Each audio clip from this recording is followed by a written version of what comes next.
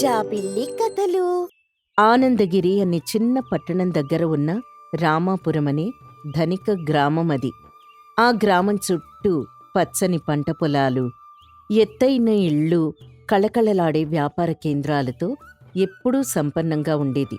ఈ గ్రామంలో ప్రజలు ఎంతో కష్టపడి సంపాదించి సుఖంగా జీవిస్తూ ఉంటారు. గ్రామానికి పెద్దగా గౌరవనీయమైన వ్యక్తిగా, అందరికీ ఆరాధ్యనీయురాలుగా సుభద్రమ్మ ఉంటుంది. ఆమె వయసు మీద పడినా ఆమెలో ఉన్న జ్ఞానం, తెలివితేటలు, న్యాయ నిర్ణయాల గురించి చుట్టుపక్కల గ్రామాల్లోనే కాక పట్టణ న్యాయస్థానాల్లో కూడా గొప్పగా చెప్పుకుంటారు. ఆమె మాట ఎప్పుడూ న్యాయానికే కట్టుబడి ఉంటుంది. ఈమెకు ఆస్తిపాస్తులు లేకపోయినా ఆమె మాట వేదవాక్కు. రామాపురం గ్రామంలోని ధనవంతుడు, పెద్ద వ్యాపారి అయిన రాఘవయ్య ఇంట్లో ఒక అర్ధరాత్రి దొంగతనం జరిగింది. రాఘవయ్య ఇల్లు ఆ గ్రామంలోనే అత్యంత సురక్షితమైనదిగా, బలమైన గోడలతో, భారీ తలుపులతో ఉండేది. తమ సంపదను పదిలపరుచుకోడానికి రాఘవయ్య బీర్వాను కూడా నేల లోపల గోడకు అతికించి మరీ కట్టించాడు. రాత్రి గట్టిగా కురిసిన వర్షం, ఉరుముల శబ్దం వల్ల దొంగలు తమ పనిని సులభంగా చేసుకోగలిగారు. ఆ దొంగలి ఇంట్లో ఉన్న 10,000 బంగారు నాణేలు, కొన్ని విలువైన ఆభరణాలు, పెద్ద పెద్ద వజ్రపు హారాలు దొంగిలించారు. తెల్లారి తమ గదిలోని సురక్షితమైన స్థలాన్ని ఖాళీగా చూసిన రాఘవయ్య గుండె పగిలేలా రోదించాడు. అరెరే, నా సర్వస్వం పోయింది. 20 ఏళ్ల నా కష్టార్జితం మొత్తం ఒక్క రాత్రే దోచుకుపోయారు. ఈ బంగారమే నాకు జీవనాధారం. ఈ దొంగలు నా బతుకును అంధకారంలోకి నెట్టేశారు. నా వ్యాపార పరువు ఏమైపోవాలి? ఇంత పెద్ద దొంగతనం జరిగిందంటే ఇది మన ఊరి మనిషి పనే అయ్యుండాలండి. లేకపోతే మన ఇంటి రహస్యాలు, నేల లోపల ఉన్న బీరువాయి ఎక్కడుందో, ఏ మార్గంలో దాని దగ్గరికి వెళ్లాలో వారికెలా తెలుస్తుంది? మనకు బాగా దగ్గరైన వారు, మన మీద కక్ష ఉన్నవారెవరో చేసుంటారు అంది రాఘవయ్య భార్య. రాఘవయ్యకి ఏం చేయాలో తెలియక వెంటనే గ్రామ పెద్దల దగ్గరికి, ఆ తర్వాత పోలీసుల దగ్గరికి పరుగు తీస్తాడు. పోలీసులొచ్చి ఇల్లు మొత్తం, దొంగతనం జరిగిన స్థలాన్ని పరిశీలించారు. దొంగలు తలుపులు లేదా కిటికీలు పగలగొట్టినట్లు ఎలాంటి ఆనవాళ్లు లేవు. బీర్వాను గోడ నుంచి ఊడదీయడానికి ఉపయోగించిన పరికరం ఆనవాలు కూడా దొరకలేదు. ఆ దొంగలు చాలా చాకచక్యంగా, ఎంతో ప్రణాళికతో దొంగతనం చేశారు. రాఘవయ్య, ఎంత వెతికినా మాకు దొరికిన సాక్ష్యం ఏమీ లేదు. ఇంట్లో ఎవరైనా పనివారున్నారా? లేక ఇటీవల ఎవరైనా మీ ఇంటికి కొత్తగా వచ్చి సమయాన్ని ఎక్కువగా గడిపారా? లేదు సార్, మాకు నమ్మకమైన కుటుంబ సేవకుడు రాముడు ఉన్నాడు. వాడు చిన్నప్పటి నుంచి మా దగ్గరే పెరిగాడు. మా ఇంటి మనిషి లాంటివాడు. వాడిపై మాకెలాంటి సందేహం లేదు. ఇంకెవ్వరూ కొత్తవారు రాలేదు. మాకు బలమైన ఆధారం దొరకలేదు. నిందితుడు ఎవరు అని మేము అనుమానించడానికి కూడా అవకాశం లేకుండా పోయింది. ఈ కేసు చాలా కష్టంగా ఉంది. గ్రామం మొత్తం ఈ దొంగతనం గురించి భయంతో ఆందోళనలో మునిగిపోయింది.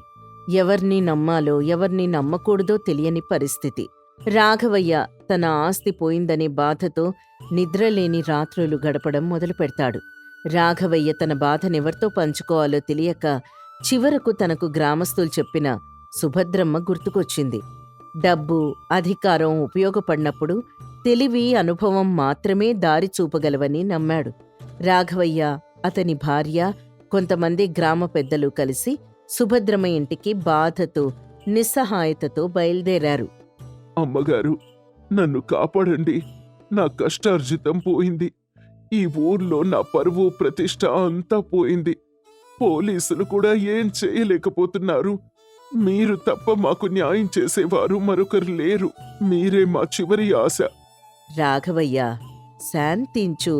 సమస్య ఎంత పెద్దదైనా దాన్ని తెలివితో పరిష్కరించవచ్చు. ఆవేశం వల్ల ఎప్పుడూ న్యాయం జరగదు. గుర్తుపెట్టుకో. నాకు దొంగతనం జరిగిన తీరుని వివరంగా చెప్పు. ఎక్కడ్నించి పోయింది, ఎలా పోయింది, ఎన్ని రోజులుగా నువ్వు ఆ డబ్బుని ఎవరికీ చూపించకుండా దాచావు? రాఘవయ్య దొంగతనం జరిగిన తీరును, బీరువా ఉన్న స్థలాన్ని తమ ఇంట్లో ఎవరెవరున్నారు, తన సేవకుడైన రాముడికి కూడా బీరువా ఉన్న రహస్య మార్గం తెలిసనే విషయాన్ని సుభద్రమ్మకి చెప్తాడు. సుభద్రమ్మ అన్నీ నిశితంగా విని కొంతసేపు లోతుగా ఆలోచిస్తుంది. సరే, నేను మీ సమస్యని పరిష్కరించడానికి సహాయం చేస్తాను. అయితే నేను చెప్పినట్లుగా మీరు సంకోచం లేకుండా అన్నీ నిర్వహించాలి. నా ప్రణాళిక చాలా తెలివైంది. మీరు చెప్పిందే వేదం అమ్మగారు. ఈ ఊర్ని ఈ అవమానం నుంచి కాపాడండి. ఈ దొంగతనం మన రామాపురం మనిషి పని. ఆ వ్యక్తి ఎంతో తెలివైనవాడు. పైగా ఈ రాఘవయ్య ఇంటి రహస్యాలు తెలిసినవాడై ఉంటాడు. కాని ప్రతి తెలివైన దొంగకు భయం అనే ఒక బలహీనత ఉంటుంది. అతన్ని పట్టుకోవాలంటే మానసిక ఒత్తిడిని ఉపయోగించాలి. అతని మనస్సుతో మనం ఆడుకోవాలి. సుభద్రమ్మ వెంటనే ఆ ఊర్లో పేరు పొందిన వడ్రంగిని పిలిపించి ఒక కొత్త పద్ధతి అమలు చేయాలని ఆదేశిస్తుంది. మరుసటి రోజు ఉదయం రాఘవయ్య ఇంట్లో సుభద్రమ్మ ఆదేశాల మేరకు గ్రామ ప్రజలందర్నీ, ముఖ్యంగా రాఘవయ్యకు దగ్గరగా ఉన్నవారందర్నీ ఒకచోట పోగు చేస్తారు. ఆ సమావేశానికి సుమారు అందరూ హాజరవుతారు. సుభద్రమ్మ గ్రామ ప్రజలందరితో ఇలా అంటుంది: రామాపురం ప్రజలారా, దొంగతనం జరిగింది. దానివల్ల మన గ్రామ గౌరవం దెబ్బతింది. ఆ దొంగను పట్టుకోవడం పోలీసులకు కూడా సాధ్యం కాలేదు. అందుకే నేనొక ప్రత్యేకమైన పూజ చేయాలని నిర్ణయించుకున్నాను. ఈ పూజ వల్ల నిజం ఖచ్చితంగా బయటపడుతుంది. ఏమిటమ్మా ఆ పూజ? అంత రహస్యమేంటి? ఈ పూజకు ఒక విశిష్టత ఉంది. నేను మంత్రించిన ఒక పవిత్రమైన కర్రను తీసుకొచ్చాను. ఈ కర్ర మంత్రబలం వల్ల దొంగతనం చేసిన వ్యక్తిని పట్టుకోగలదు. అందరి ముందు ఆమె ఒకే పరిమాణంలో 1 మీటర్ పొడవున్న కర్రలను తీసుకొచ్చి పెడుతుంది. ఆ కర్రలన్నీ తాజాగా మంచి సువాసనతో ఉంటాయి. వాటిని చూసిన కొందరు ప్రజలు ఆశ్చర్యపోతారు. ఈ కర్రలు మీరంతా సమానంగా పంచుకోండి. ఈ రోజు రాత్రి మీరు మీ పడక గదిలో ఈ కర్రను మీ పక్కన పెట్టుకొని నిద్రపోవాలి. ఈ కర్రకున్న మహత్యం ఏంటంటే, అందరూ ఉత్కంఠగా గుండెలదుముకొని వింటున్నారు. నిజంగా దొంగతనం చేసిన వ్యక్తి చేతిలోని కర్ర ఈ రాత్రికి రాత్రే 1 అంగుళం పెరుగుతుంది. మిగిలిన వారి కర్రలు అలాగే యథాతథంగా ఉంటాయి. మంత్రబలంతో ఇది జరుగుతుంది. ఈ మాటలు వినగానే నిజమైన దొంగైన రాముడి ముఖం ఒక్కసారిగా పాలిపోతుంది. అతని ముఖంలో భయం, ఆందోళన స్పష్టంగా కనిపిస్తాయి. ఆ కర్రను చూడగానే అందరిలో ఒక రకమైన ఆందోళన కనిపిస్తుంది. తమకు దొంగతనం గురించి తెలియకపోయినా కర్ర పెరుగుతుందేమో అనే అనుమానం కొందరిలో కలుగుతుంది. రేపుదయం మీరే కర్రలను తిరిగి నా దగ్గరికి తీసుకురావాలి. అప్పుడు ఏ కర్ర అయితే పొడవుగా పెరుగుతుందో ఆ వ్యక్తి ఈ దొంగతనం చేశాడని మనకు నిర్ధారణ అవుతుంది. శిక్ష తప్పకుండా ఉంటుంది. అందరూ ఆ కర్రల్ని తీసుకుని భయంతో ఇళ్లకు వెళ్తారు. రాముడు తన పాపం అతన్ని వెంటాడుతున్నట్టుగా ఆ కర్రను గట్టిగా పట్టుకుని ఇంటికి పరుగు తీస్తాడు. దొంగతనం చేసింది రాముడే. రాఘవయ్య కుటుంబ సేవకుడు. రాముడు రాఘవయ్య ఇంటికి 100% నమ్మకమైన వాళ్ళ నటిస్తూ ఇంటి రహస్యాలన్నీ తెలుసుకుని తన స్నేహితులతో కలిసి ఈ దొంగతనం చేశాడు. తనపై ఎవరికీ అనుమానం రాదనేది అతని నమ్మకం. రాముడు రాత్రి పడగ్గదికి వెళ్లి సుభద్రమ్మ చెప్పిన మాటల్ని తలుచుకుంటాడు. అయ్యో, సుభద్రమ్మ చెప్పింది నిజమేనా? దొంగతనం చేసిన నా చేతిలోని కర్ర నిజంగా 1 అంగుళం పెరుగుతుందా? ఆమె మాటల్లో ఏదో అదృశ్య శక్తుంది.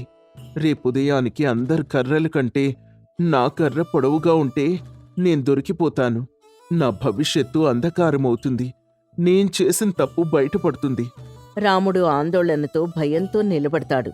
ఆ మానసిక ఒత్తిణ్ణి, తన పాపం గురించి మనస్సాక్షి చేస్తున్న నిందను తట్టుకోలేక అతనొక తెలివి తక్కువ పనిచేస్తాడు. తన కర్ర పొడవుగా పెరగకుండా ఉండాలంటే ముందుగానే దాని పొడవు తగ్గించుకోవాలని నిర్ణయించుకుంటాడు. రాముడు చుట్టూ చూసి తలుపు మూసి, ఇప్పుడు నేను దొంగతనం చేసిన విషయం ఎవరికీ తెలియకుండా ఉండాలంటే ఈ కర్రను వెంటనే 1 అంగుళం కోసి పారేయాలి. అప్పుడు రేపు ఉదయం నా కర్ర నిజంగా 1 అంగుళం పెరిగినా అందరి కర్రలతో సమానంగా ఉంటుంది. సుభద్రమ్మ మాయాజాలం నన్ను పట్టుకోలేదు. అమ్మయ్యా, తెలివిగా ఆలోచించి పెద్ద ప్రమాదం నుంచి తప్పించుకున్నాను. రాముడు వెంటనే ఒక పదునైన కత్తి తీసుకుని ఆ కర్రలో ఒక అంగుళం కోసి ఆ చిన్న ముక్కను కిటికీ గుండా బయటకు విసిరేస్తాడు. ఆ తర్వాత అతను కొంచెం ప్రశాంతంగా తన ఆలోచనకు తానే మురిసిపోతూ నిద్రపోతాడు. మరుసటి రోజు ఉదయం గ్రామ ప్రజలందరూ తమ తమ కర్రలు తీసుకుని సుభద్రమ్మ దగ్గరకు వస్తారు. అందరూ ఒకరి కర్రను మరొకరు భయంతో అనుమానంతో చూసుకుంటారు. సుభద్రమ్మ అందర్నీ ఒక వరుసలో నిలబడమని చెప్తుంది. ఆమె ప్రతి ఒక్కరి చేతిలోని కర్రను నిశితంగా పరిశీలిస్తుంది. అందరి కర్రలు ఒకే పరిమాణంలో 1 మీటర్ పొడవుతో ఉంటాయి. కానీ రాముడిచ్చిన కర్రను చూసిన సుభద్రమ్మ పెద్దగా గంభీరంగా నవ్వుతుంది. ఆ నవ్వులో న్యాయం గెలిచిన ఆనందం కనిపిస్తుంది. రాముడా, నువ్వే దొంగవి. నువ్వే రాఘవయ్య ఇంట్లో దొంగతనం చేశావు. ఈ క్షణమే నీ నేరాన్ని ఒప్పుకో. రాముడు కంగారుగా భయంతో వణుకుతూ కన్నీళ్లతో "న- న- నేనా? నేనేం చేయలేదమ్మగారు. నా కర్ర చూడండి, అందరి కర్రలతో సమానంగానే ఉంది. నా కర్ర పొడవుగా పెరగలేదు కదా. మీరెలా చెప్తున్నారు? మీరు నాకు అన్యాయం చేస్తున్నారు. అవును రాముడా, నీ కర్ర పొడవుగా పెరగలేదు. పైగా నీ కర్ర అందరి కర్రల కంటే 1 అంగుళం తక్కువగా ఉంది. గ్రామ ప్రజలందరూ విస్తుపోతూ, అదేంటి, కర్ర పొట్టిగా ఉంటే దొంగెలా అవుతాడు? రాముడా, ఈ కర్రలు సాధారణమైనవి. వీటికెలాంటి మంత్రబలం లేదు. దొంగతనం చేసిన వ్యక్తి చేతిలోని కర్ర పెరుగుతుందని నేను అబద్ధం చెప్పాను. నిజంగా దొంగతనం చేసిన వ్యక్తి తన కర్ర పొడవు పెరుగుతుందేమో అని భయపడి ముందుగానే దాన్నొక అంగుళం కోసేస్తాడని నేను ఊహించాను. దొంగ మనస్తత్వం ఎప్పుడూ ఆందోళనతో, అపరాధ భావంతో ఉంటుంది. నువ్వు దొంగవి కాకపోతే నీ చేతిలోని కర్ర అలాగే ఉండేది. కాని నువ్వు నా మాటను నమ్మి భయంతో ఆ కర్రను కోసేయడం వల్ల నువ్వే దొంగవని రుజువైంది. దొంగ బుద్ధి నీ తప్పును బయటపెట్టింది. రాముడు తన తప్పు తెలుసుకుని భయంతో వణికిపోయి చేసిన నేరాన్ని ఒప్పుకుంటాడు. పోలీసులు వెంటనే రాముణ్ణి, అతని స్నేహితుల్ని అదుపులోకి తీసుకుని బంగారు నాణేలు, ఆభరణాలు అన్నీ తిరిగి రాఘవయ్యకు సురక్షితంగా అప్పగిస్తారు. రాఘవయ్య అతని భార్య కన్నీళ్లు పెట్టుకుని సుభద్రమ్మకు కృతజ్ఞతలు తెలుపుతారు. గ్రామ ప్రజలు సుభద్రమ్మ తెలివితేటలను, ఆమె న్యాయ నిర్ణయాన్ని ఎంతో మెచ్చుకున్నారు.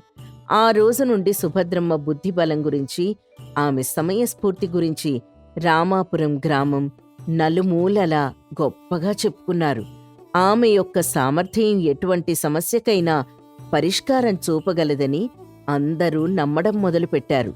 ఈ కథ వల్ల మనకు తెలిసే నీతి ఏంటంటే, శారీరక బలం లేదా ధనబలం కంటే తెలివి, సమయస్ఫూర్తి, అలాగే బుద్ధిబలం చాలా గొప్పవి. తెలివితో కూడిన వ్యూహం అబద్ధాలను కూడా నిజంగా మార్చి నిజాన్ని బయటపెట్టగలదు. దొంగ మనసులోని భయమే అతన్ని పట్టిస్తుంది. అందుకే ధైర్యంగా, నిజాయితీగా ఉంటే మన మనస్సు ఎప్పుడూ ప్రశాంతంగా ఉంటుంది. సత్తిబాబు, సుధా దంపతులకు నందిని, రాము అనే 2 పిల్లలు ఉన్నారు. వీరిలో నందిని పెద్దది, రాము చిన్నవాడు. రాము 6 ఏళ్ల వయసు నుంచే అత్యాశతో ఉంటాడు. చిన్నపిల్లవాడు కదా అనుకుని సత్తిబాబు, సుధా వీణ్ణి పెద్దగా పట్టించుకోరు. ఒకరోజు అందరూ గుడికి వెళ్తారు. అక్కడ ప్రసాదం పెడుతూ ఉంటే అందరూ ప్రసాదం తీసుకుని పక్కనొచ్చి కూర్చుంటారు.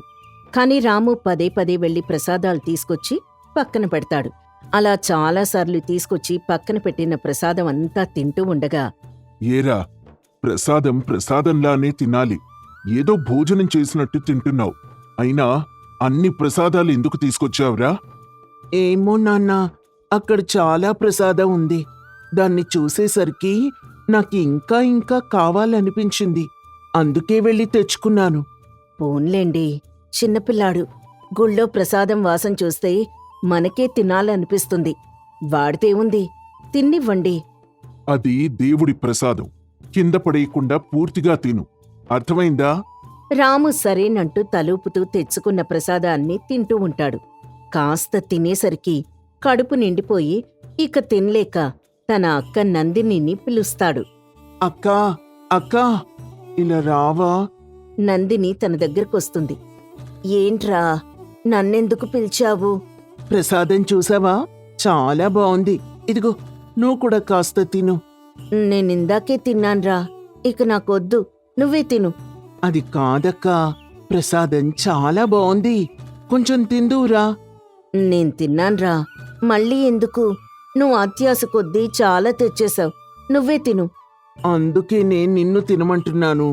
నా కడుపు నిండిపోయింది, ఇక తినలేకపోతున్నాను. ఇప్పుడు గాని నేను ఈ ప్రసాదాన్ని వదిలిపెడితే నాన్న నన్ను చంపేస్తాడు. నువ్వు కూడా కాస్త తిని దీన్ని పూర్తి చేయవే.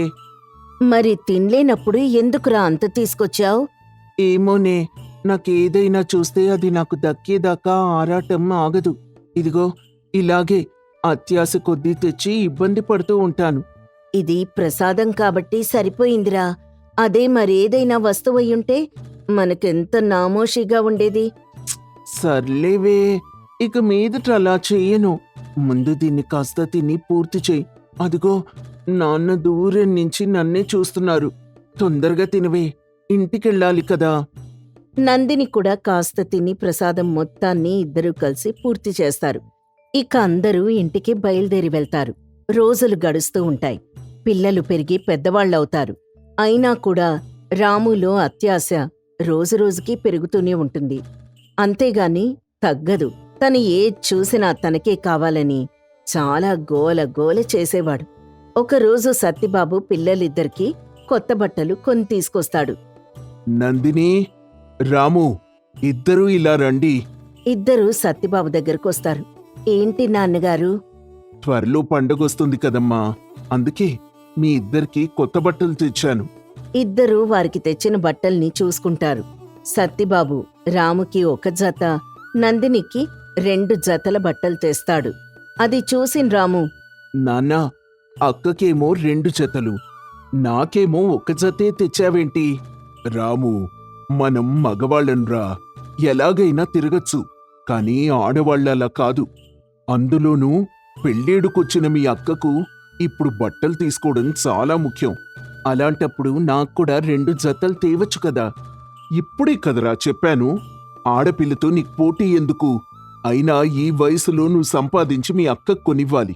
అలాంటిది నేను తెస్తే దాంతో పోటీ పడతావెందుకు? నాన్నా, వాడి సంగతి మీకు తెలిసిందే కదా, వాడికి కూడా తేవాల్సింది. వీడు మీ అమ్మ నోట్లోంచి ఊడిపడ్డాడమ్మా. అన్నీ అమ్మ బుద్ధిలే. ఆశకు అంతూ పంతూ లేకుండా పోయింది. ఇంతలో అక్కడికి సుధ వస్తుంది. నేనేం చేశాను? అన్నింటికీ నాతో పొంతన పెడతారు. ప్రతిదానికి నన్ను నా కొడుకుని ఆడిపోసుకుంటారు. చూడు మరి, ఆడపిల్లకు బట్టలు తెస్తే దాంతో పోటీ పడుతున్నాడు. రాము, ఇంకా చిన్నపిల్లాళ్ళ ఈ మారవేంట్రా? ఆడపిల్లకి ఈ వయసులో బట్టల మీద మోజుంటుంది. త్వరలో మీ అక్కకి పెళ్లి చేసి పంపిస్తాం. అక్కడ ఎలా ఉంటుందో తెలీదు. మన దగ్గర ఉన్నన్నాళ్ళు మనం జాగ్రత్తగా చూసుకోవాలి కదా. ముందు ఆ బట్టలు తీసుకొని లోపలికెళ్ళు. రాము తలదించుకొని తన బట్టలు తీసుకొని లోపలికెళ్ళిపోతాడు. నందిని కూడా లోపలికెళ్తుంది. సుధ సత్తిబాబుతో, చూడండి, పిల్లల దగ్గర నన్ను చులకం చేసి మాట్లాడితే మాత్రం నేనస్సలు ఊరుకోను. నేనేమన్నానే ఇప్పుడు? వాడు కూడా నీలానే తయారయ్యాడు అన్నాను. కానీ అది తప్పు. అత్యాశలు నిన్ను మించిపోయాడు. ఇలా చిన్న చిన్న విషయాలైతే పర్వాలేదు. వీడి అత్యాశ వల్ల రేపెలాంటి అనర్థాలు తలమీదకి తెచ్చుకుంటాడు అని నాకు భయంగా ఉంది. అలా ఏం జరగదులేండి. ఏదో తెలియని తనం, వాడే తెలుసుకుంటాడు.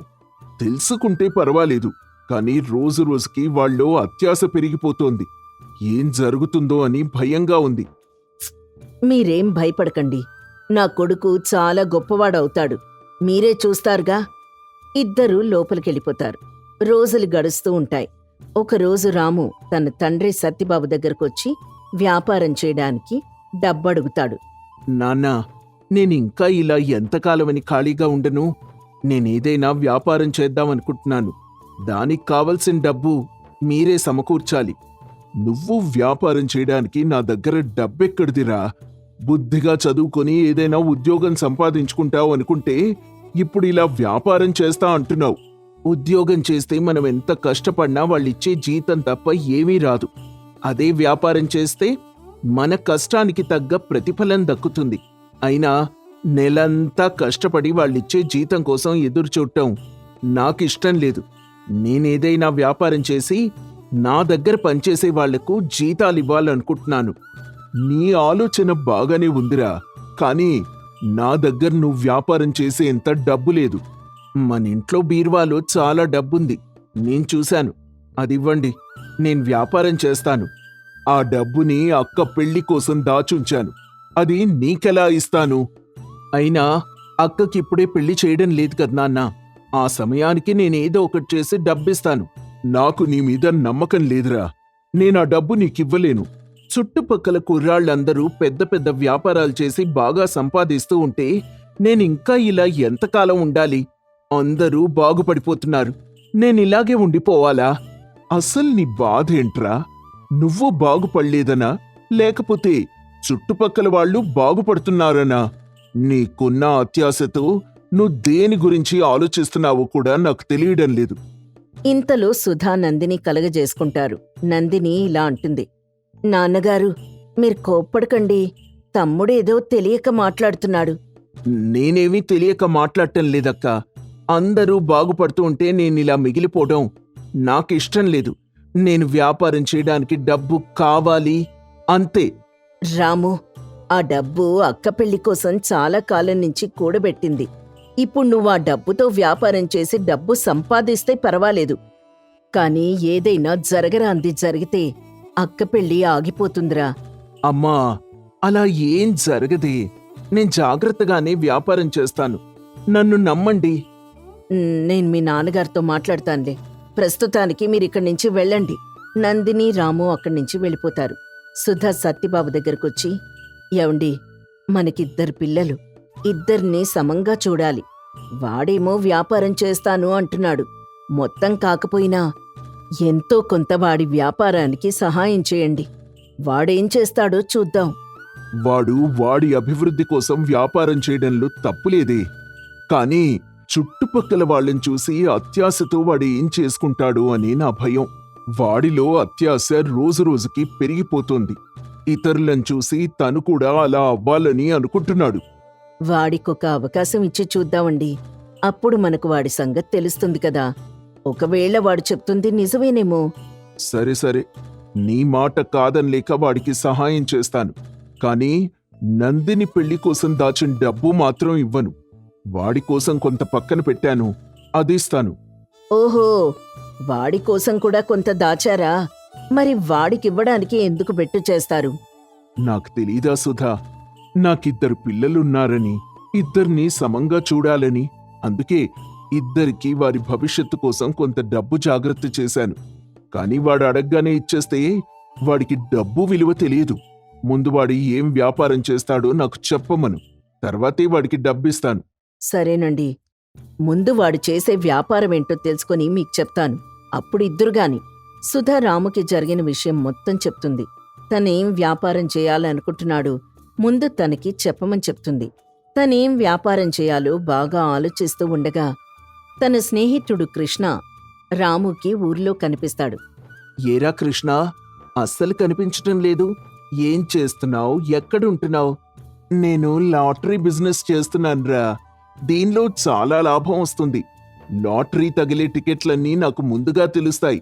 అలాంటి వాటిని నా అనుకుని నా స్నేహితులకిస్తూ నాతో పాటు అందర్నీ ధనవంతుల్ని చేస్తున్నాను. అవును, ఇంతకీ నువ్వేం చేస్తున్నావు? ప్రస్తుతం నేను ఖాళీగానే ఉన్నాన్రా. మా నాన్న నేను వ్యాపారం చేయడానికి కొంత డబ్బిస్తా అన్నాడు. ఏం వ్యాపారం చేయాలో తెలియక ఆలోచిస్తున్నాను. ఇంకా ఆలోచించడమేంటి? నాతో చేతులు కలుపు. నిన్ను అతి కొద్ది రోజుల్లో మన ఊర్లోనే అతి పెద్ద ధనవంతుడిగా మార్చేస్తాను. ఇప్పుడే చెప్పాను కదా నా వ్యాపారం గురించి. నువ్వు నా స్నేహితుడివిరా. నీలాంటి వాడికి కాకపోతే ఎవరికి సహాయం చేస్తాను చెప్పు? మీ నాన్నిచ్చే డబ్బు తీసుకురా. నీకు డబ్బొచ్చే లాటరీ టికెట్లు ఇస్తాను. త్వరలోనే అతి పెద్ద ధనవంతుడిగా మారిపోదువుగాని.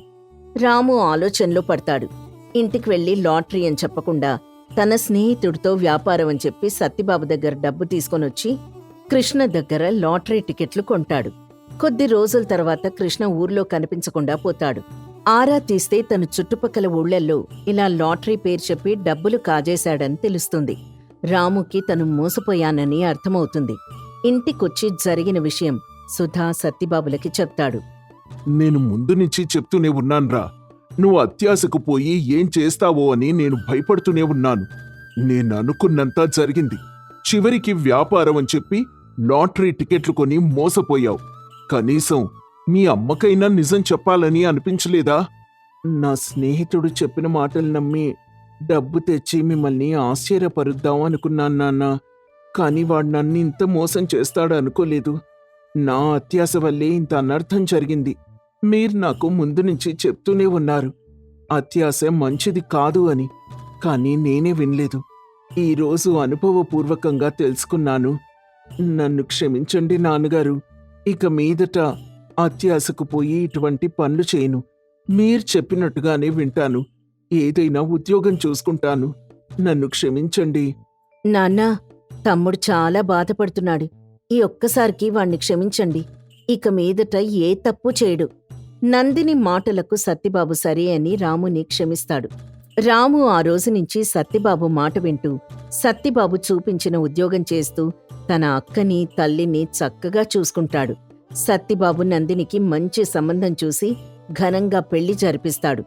రాము అక్క పెళ్లిలో చాలా సందడి చేస్తాడు. తన తమ్ముడు అత్యాశను విడిచి తల్లిదండ్రుల్ని ప్రేమగా చూసుకుంటున్నాడన్న ఆనందంతో నందిని సంతోషంగా తన అత్తవారింటికి వెళ్తుంది.